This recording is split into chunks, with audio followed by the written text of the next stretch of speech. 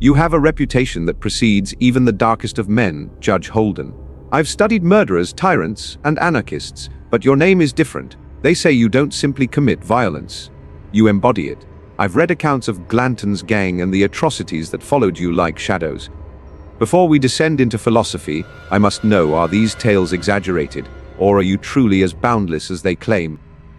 Exaggeration is merely the mortal tongue, struggling to describe inevitability. The gang you speak of were children playing at war. I was merely the conductor of their music. You, detective, sift through crimes like a scholar arranging fossils, pretending the bones can reveal why beasts once roamed. I do not embody violence, Mr. Holmes. I reveal its truth. You have chased killers through alleys and parlors, yet you still believe evil wears a mask. It does not. Masks are my domain, Judge. Behind every crime is a face, a motive, a thread to follow. Even the most senseless act yields a pattern if one looks closely enough. You suggest violence is a natural force, inevitable and pure. Yet I've dismantled criminal empires, exposed Moriarty's web, and restored order to chaos through nothing but reason. If violence were inevitable, why do so many fall when their plots are exposed to light? Light does not destroy darkness, it merely delays it. You have faced Moriarty, yes. A single spider in a much larger web. Cut down one, another crawls forth. Your victories are illusions meant to soothe a frightened public. War, detective, is eternal. It existed before your Scotland Yard and will outlast it by uns. Your beloved order is a brief fever dream before mankind remembers its truest form, predator and prey, forever circling. I acknowledge the cycle. I've seen prisons overflow while courtrooms remain pristine. Yet within that cycle are moments of choice. When I prevented London's Parliament from being bombed, those lives saved were not an illusion. The tragedy you describe may be widespread, but individuals still matter.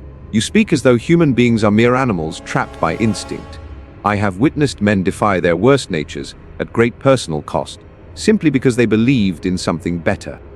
Belief is the most dangerous fiction of all. Men sacrifice for symbols, for flags, for the hollow promise of civility. You call these choices, but they are merely different brands of hunger. A soldier dies for his country, while another dies for plunder. The corpse rots the same. You are a man obsessed with details, footprints, cigar ash, traces of poison. You mistake the intricacies for truth. The truth is this: every step leads back to blood. If blood is the only truth, then why speak at all? Why debate? Why craft arguments? Why not simply kill me where I sit? There is something more at play, Judge. You seek not merely to destroy, but to be understood. Even you acknowledge that words matter. Perhaps you fear what true silence would reveal, that violence without narrative is meaningless, even to you. On the contrary, detective, my words are weapons sharper than any blade. I speak because men like you must be shown the futility of their craft. If I were to kill you now, your legend might grow. By conversing, by dismantling your very belief in reason, I claim a far greater victory. You solve puzzles because you fear the abyss beneath them. I invite the abyss to dinner and teach it to dance. Then let us examine this abyss you cherish. Consider Gotham City, where a man in a bat costume fights criminals who wear their madness like crowns. Batman holds the line through sheer will, refusing to kill even those who deserve it most. His restraint inspires others, proving that even in a city drowning in corruption, one man's principles can ripple outward. Would you call his efforts meaningless as well? Ah, Gotham, the perfect stage for my argument.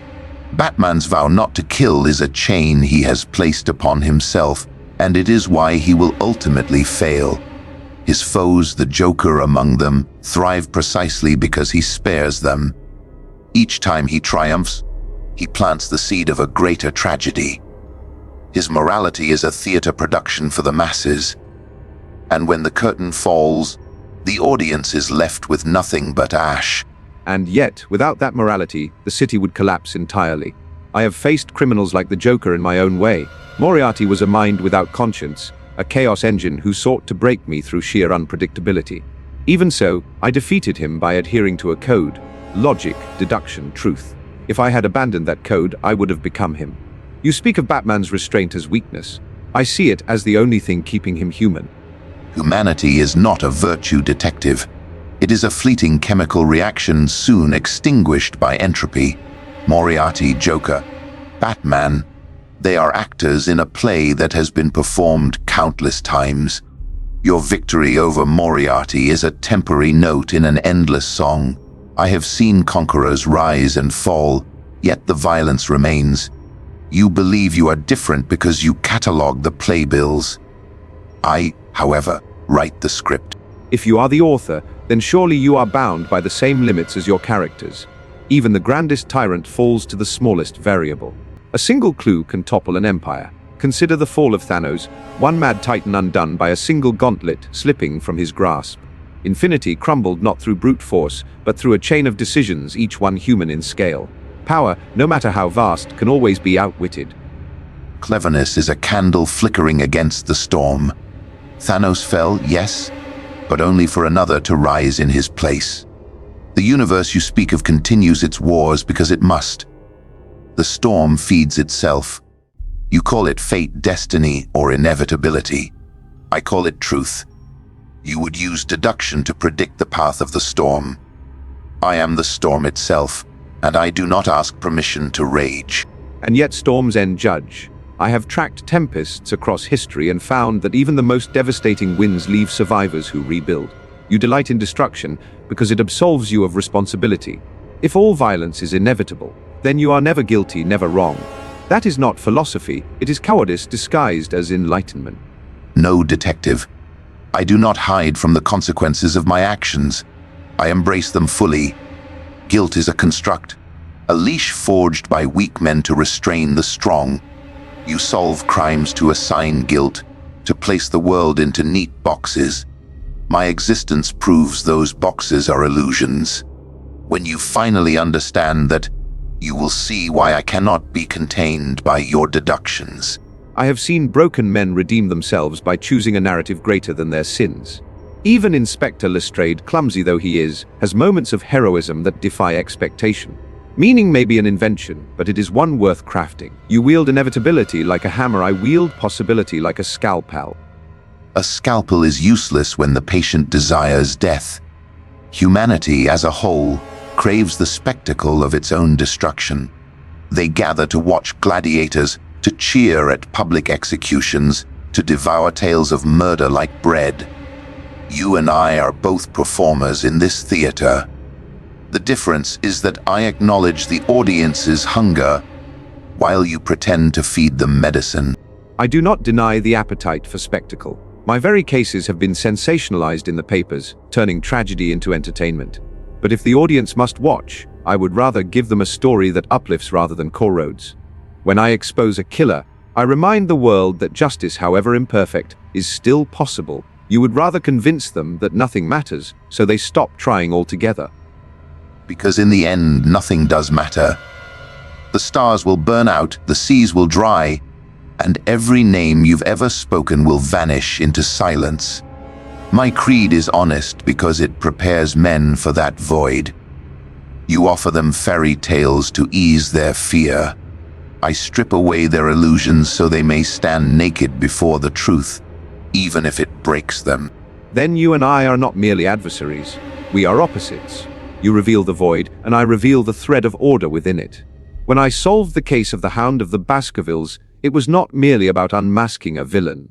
It was about proving to frightened minds that reason could banish superstition.